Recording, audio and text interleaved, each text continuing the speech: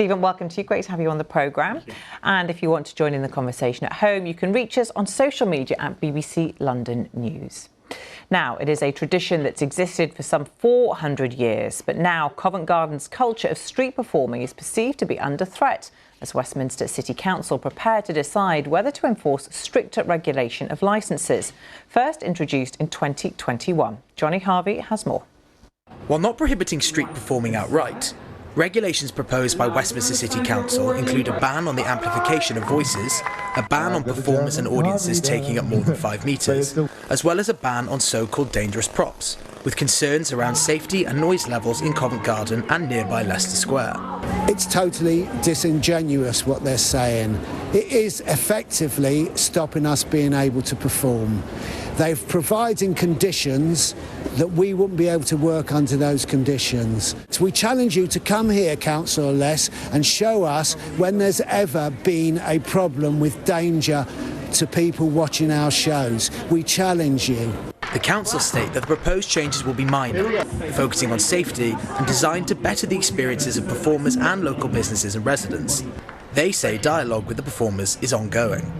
We just want to have a safe act that is performed in anywhere in Westminster. It's safety for our performers, safety for our visitors and our residents and our businesses, and most importantly, our audiences. We want our buskers to remain in Westminster. We love them. We recognise that they're a integral part of our city and our culture and what makes Westminster Westminster. So as we head into the Christmas season, the performers will continue to entertain, but they'll be hoping that they won't have to exit stage left very soon. Joining us now is Peter Karlowski, spokesperson for the Covent Garden Street Performers Association, who we saw at the beginning of the programme there juggling rather skillfully. Tell us how these proposed changes could impact on you and all the other performers in Covent Garden. Well, if the terms and conditions of the Westminster Council's licence regime are actually enforced, it will effectively put us out of business due to they're restrictive to the point where we wouldn't be able to make a living. Why is that? There's various different rules and restrictions, and for example, we're limited to a 5-metre diameter performance space. And how much space do you take up at the moment? I mean, anyone who's been down there knows that it's a lot more than 5 metres. At the moment, it's every show that performs on a pitch. It takes up pretty much the entirety of Covent Garden West Piazza. Yeah. It's due to the nature of the performance. It's mostly circus or circus-style acts. Yeah. There's just no way to do it. A lot of that space is taken up sort of from a health and safety perspective, isn't it? Because the audience has to be kept kind of quite far back just in case you're juggling knives or there's fire, that kind of thing. That's absolutely correct, yeah. So why do they want to introduce these changes? Isn't it because that some people find them antisocial, the noise, the people there, that it is impacting on some people around that area? Well, the ostensible reason given by the council for the imposition of this licence on our community was, as you said, noise complaints. However, it doesn't really stack up. The council's own published figures themselves illustrate that there just isn't a noise problem in Covent Garden. The council's own figures state that there's out of the entirety of Westminster, only 5% of complaints relate to Covent Garden. We've actually made freedom of information requests asking for the complaint data, and even that 5% is a huge overestimate. There simply is not a problem with noise complaints at our pitch. How important is this space for your livelihood? It's very important, extremely important, especially following the pandemic. It used to be, and speaking personally, I think it's the same for a lot of our members. It used to be about 50% of our income was performing at Covent Garden, the other 50% paid bookings and engagements.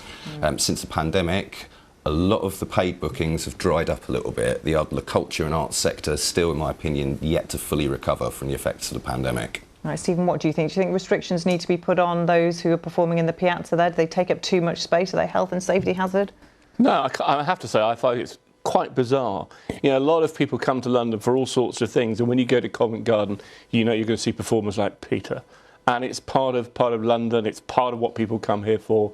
It actually makes Covent Garden unique. I have to say, I'm absolutely staggered that the council are trying to drive this uniqueness away from central London, which appears to be what they're saying. It's all very well for the councillor to say we want them and we respect them, but if you want them and respect them, you've got to allow them the safety which is clearly there, the space which is clearly there to do their acts. Yeah, I'm one of millions of people who's taken their kids down there and they've sat on that front row in awe.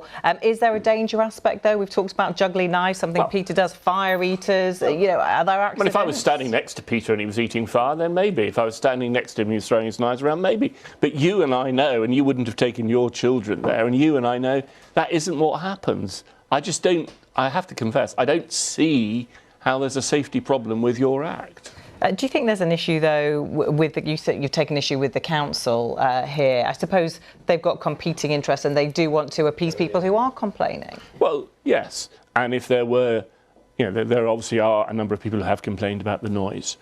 But this is not a major residential district.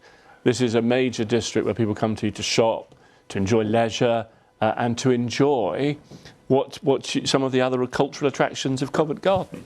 I just find it really very odd. OK, let's welcome Ferial Clark, who joins us now. Some transport issues you hear now. Thank you very much. So we've just been talking about busking, this story where there could be restrictions placed on buskers in Covent Garden. Is it something you support? Do you think they take up too much space and they potentially pose a hazard?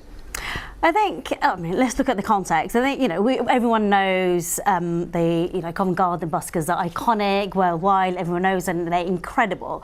But I think what the council is doing at the moment is looking at licensing options, to look at pitch sizes, the kind of dangerous props that are used. It's a licensing issue, and I think the most important thing is to make sure that conversation between the council and buskers continues. Is there enough to make of a conversation, sure Peter? that is right. Not in my opinion, indeed not in our association's opinion. For example, Councillor Less, who's she's given many statements to various media outlets over the past couple of weeks.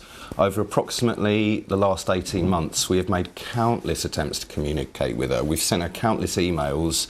Her colleagues on the council have spoken to her, actually set up email threads between her and our organisation with a view to arranging a roundtable meeting. The local Labour candidate for MP did the same. She has not responded to a single one of those attempts to communicate, hasn't replied to one of them.